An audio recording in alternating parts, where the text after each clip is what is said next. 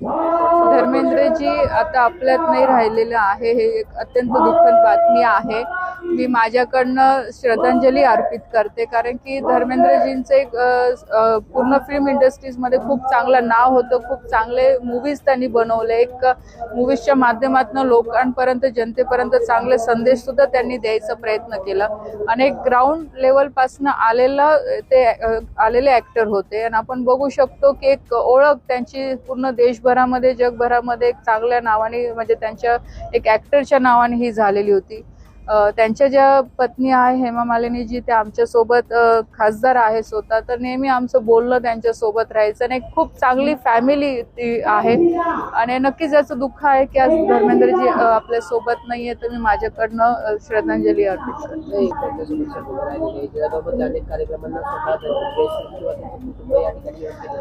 नक्कीच ते स्वतः आपल्या राज्यात राहणारे ऍक्टर आहे आणि अनेक फिल्म इंडस्ट्रीचे लोक आपल्या मुंबई राजधानीमध्ये राहतात, त्याच्यामुळे संबंध सगळ्या लोकांशी होते। आणि हेमा मालिनी पण भाजपच्या आहे, त्या भाजपकडून निवडून आलेल्या, भाजपचं आधीपासून काम करतात, म्हणून त्या कुटुंबाशी आधीपासून संबंध आहे।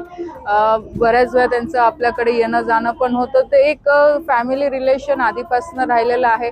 पण दुःख नक्कीच ह्या गोष्टीचं आहे की आज ते आपल्यात नाही आहे, पण त्यांच्या आठवणी ज्या आहेत त्या नक्कीच आपल्या सोबत राहतील।